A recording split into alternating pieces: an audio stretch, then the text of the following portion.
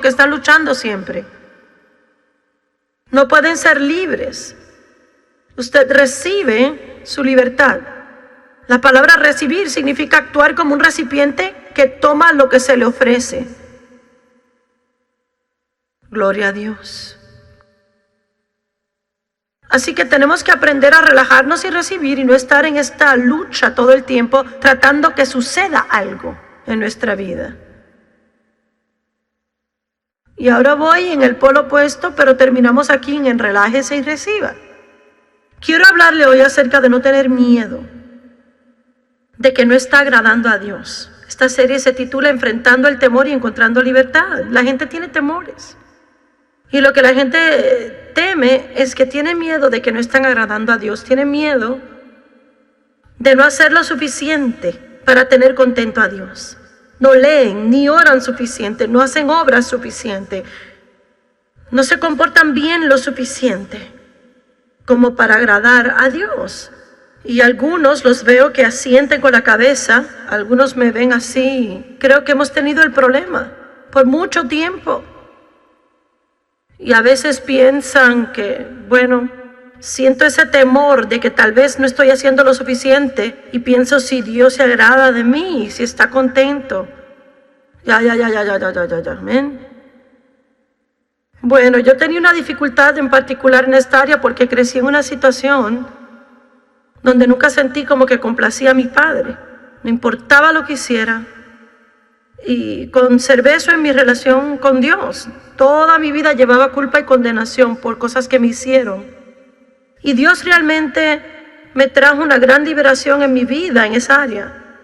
De vez en cuando el diablo saca su fea cabeza y trata de arrastrarme a eso. Y recuerdo lo que dice Gálatas 5, estad firmes en libertad, con la que Cristo los hizo libres. Y no se sometan de nuevo al yugo de la esclavitud del cual fueron libres.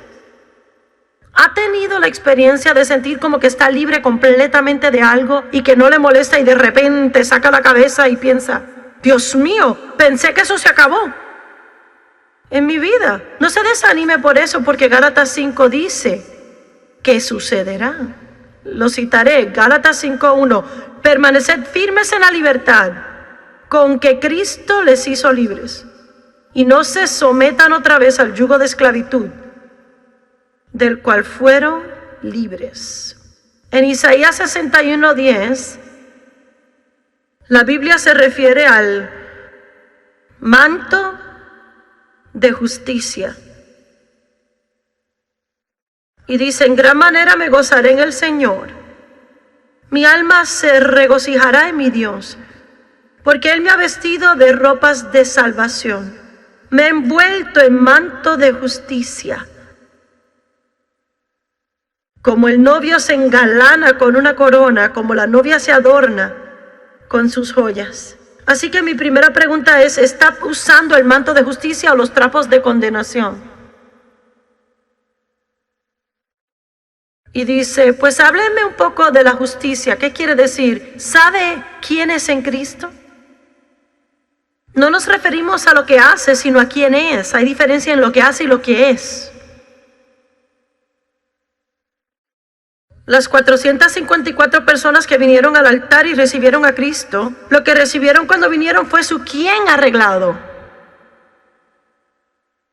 No significa que saldrán de aquí y su hacer será diferente, inicialmente. Pero recibieron un milagro en su quién, son nueva criatura. Son un hijo o hija del Dios Todopoderoso, entraron en la familia. Fueron lavados en la sangre. Y si empiezan a identificarse con quiénes son como nueva criatura, luego lo que hagan cambiará. Porque si sabe quién es, entonces lo que haga cambia. Pero lo que aprendemos muchas veces es al revés. Nos dan reglas, reglamentos para seguir y dicen, bueno, si hace esto y aquello y lo hace, y si no lo hace, entonces estará bien con Dios. Esa no es verdad bíblica. Óigame, esa no es verdad bíblica. No puedes seguir un montón de reglas y luego estar bien con Dios. Nunca podrá estar bien con Dios siguiendo reglas. No puede estar bien con Dios por buenas obras. La única forma en que puede estar bien con Dios es por un milagro que es realizado por Dios mismo. Y la Biblia dice en 2 de Corintios 5:21, al que no conoció pecado, se hizo pecado. Lo citaré lentamente para que lo capte. Al que no conoció pecado, al que nunca hizo nada malo, refiriéndose a Jesús. Al que no conoció pecado, se hizo pecado,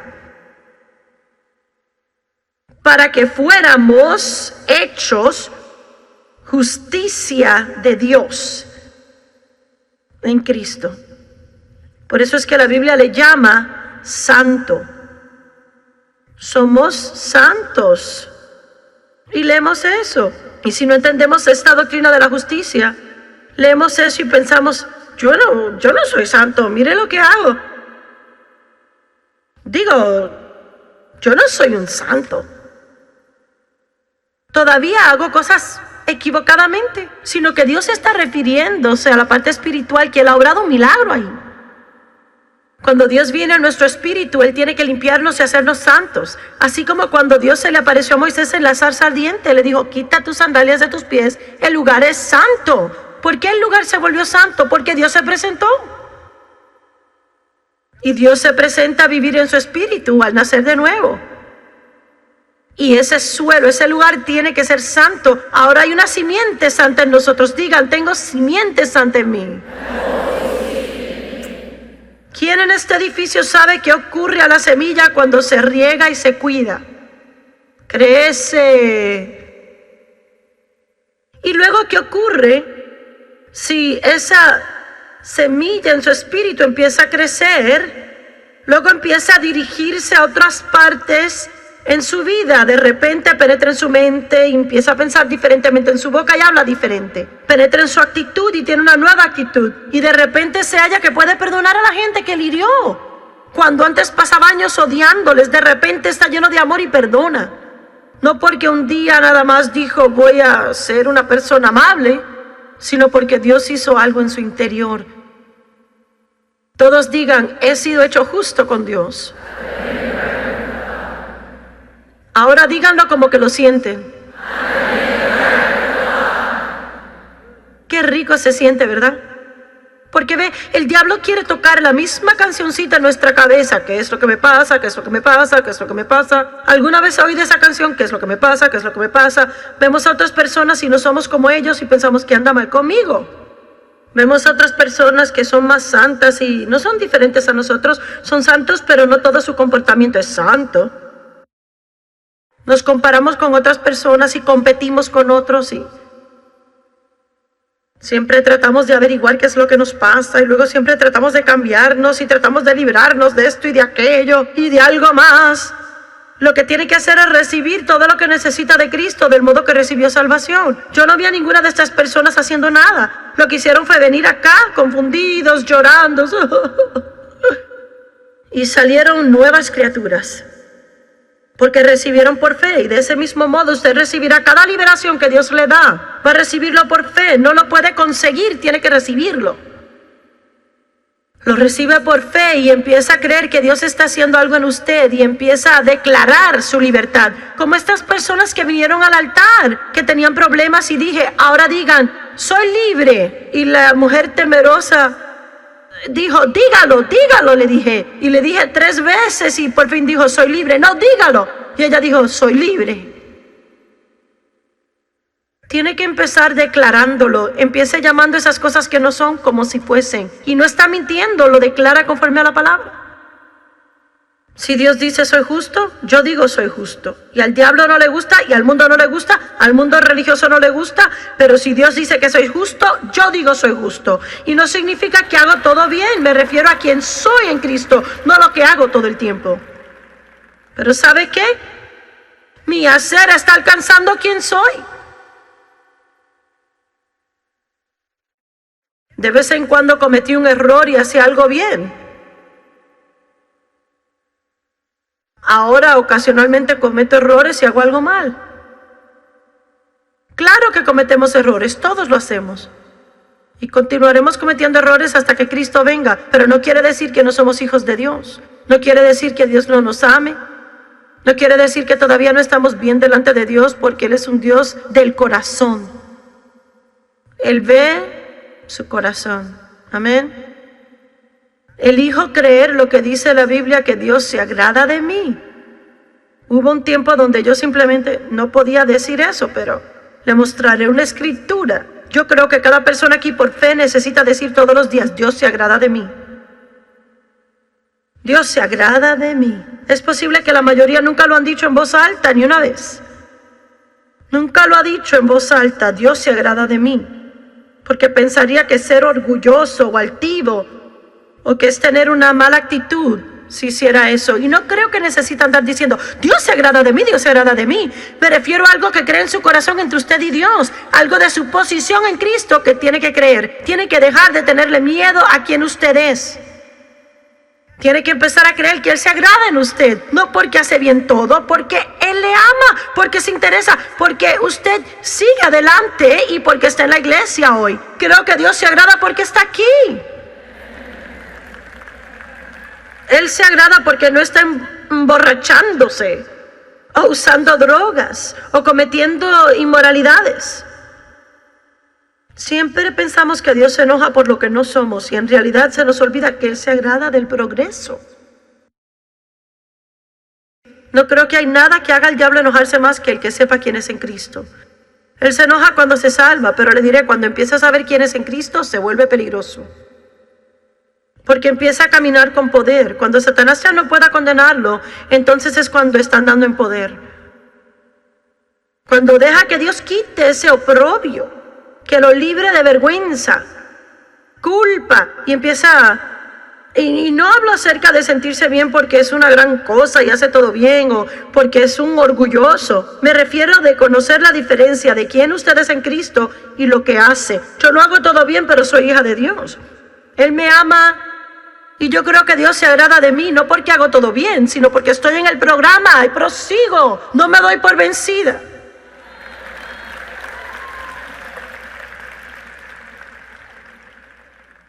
Lo primero que se me viene a la boca cada mañana es, te amo, Señor. Cuando va al baño en la medianoche, diga, te amo, Señor, te alabo, te adoro. Dios se agrada de nosotros porque le amamos. Él ya sabía cuando entró en relación con usted que no se comportaría bien siempre. No es sorpresa. Él no está diciendo, oh, Dios mío. Si hubiera sabido que Joyce iba a hacer esto, de ninguna manera lo hubiera llamado. Pueda decir eso hoy, no soy sorpresa para Dios. Dios ya sabe las necesidades que voy a hacer la próxima semana. Pero Él es fiel, aleluya. Estará ahí hasta el fin. El que comenzó la buena obra en usted es capaz de completarla y llevarla a su fin. El amplificado dice que Él perfeccionará esa buena obra hasta el día que Jesús regrese. Amén. Aleluya. Amo la palabra. Josué 5.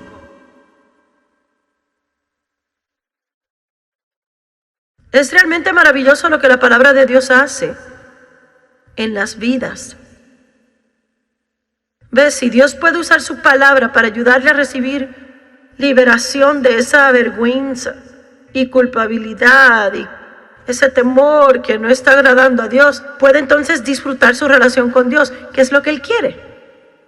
He leído mucho de una escritora llamada Madame Guyon, escribió en el siglo XVI, dijo que el sumo llamado de todo creyente es disfrutar a Dios. Así es. ¿Por qué nos hizo Dios? Para compañerismo. Él desea ser íntimo con alguien. Él desea hablarle a alguien, bendecir a alguien, estar en relación con alguien. ¿Qué clase de relación puedo tener con Dave si le tengo miedo? No puede tener una buena relación con alguien que le tiene miedo todo el tiempo.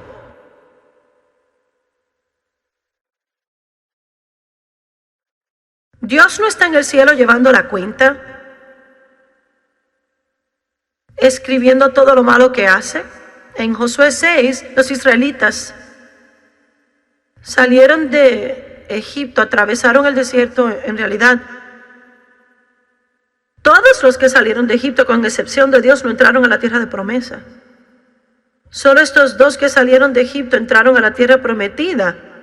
Y luego Los hijos que nacieron en el desierto, lo cual es otro caso triste por sí solo, posiblemente 1,5 millones, que salieron de Egipto con Moisés, y solo 2 entraron a la tierra prometida.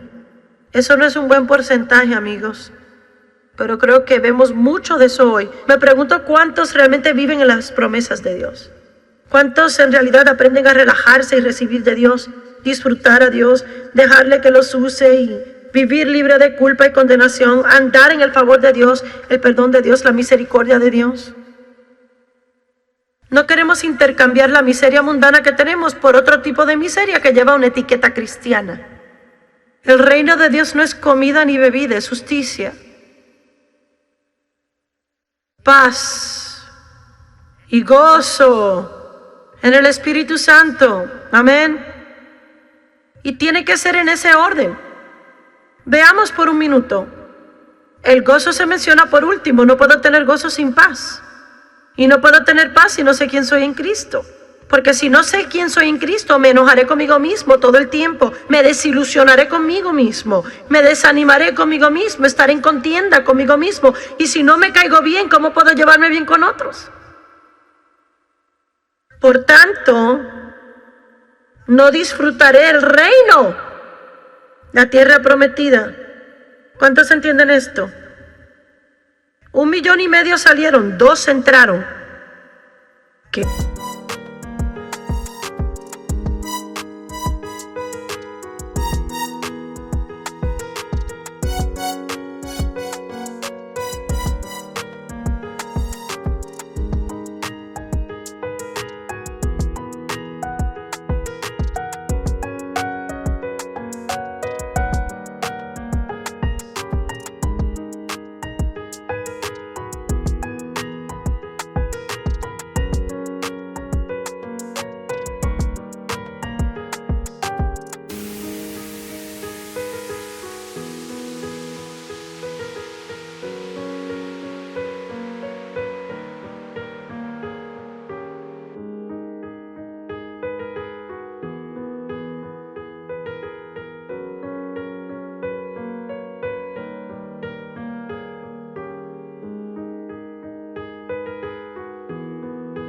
¿Qué pasó?